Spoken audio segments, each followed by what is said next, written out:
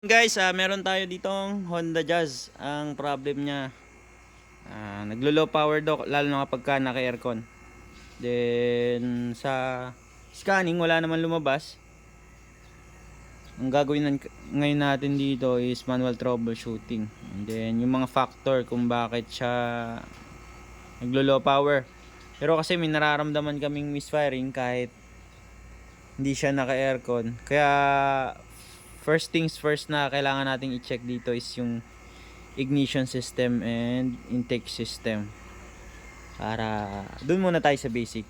Mahirap naman kasi na dun tayo sa major problem tapos makuha lang natin sa basic, no? Yan lang. At ito, nabaklas yung ignition coil. Then mag-ano tayo dito, power balance.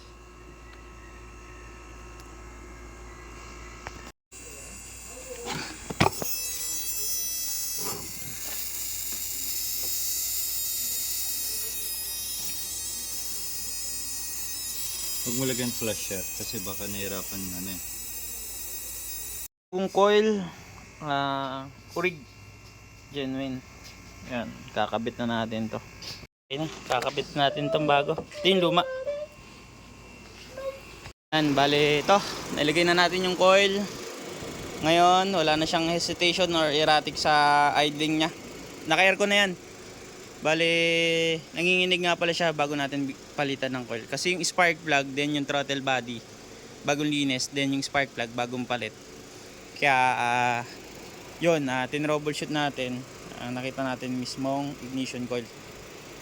Isa lang yung pinalitan natin kasi yun lang yung misfire. Cylinder number 3.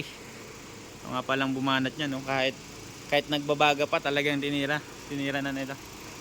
Magaling tumira yan eh. Uy. Guys, ito, wala na siyang hesitation sa RPM. Yan, i-rev ko, no? Hindi na siya nanginginig. Kasi lalo na kapag naka-aircon, yan, naka-on yung aircon natin. Bale, dapat nanginginig siya nung dating nila dito nung una.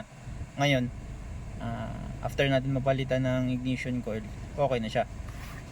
Then sa RPM niya or engine speed, yan, ganyan lang yung ano niya. Almost steady siya. Hindi naman malaking diferensya sa RPM. Yan. Sweat goods na no. Yun lang, at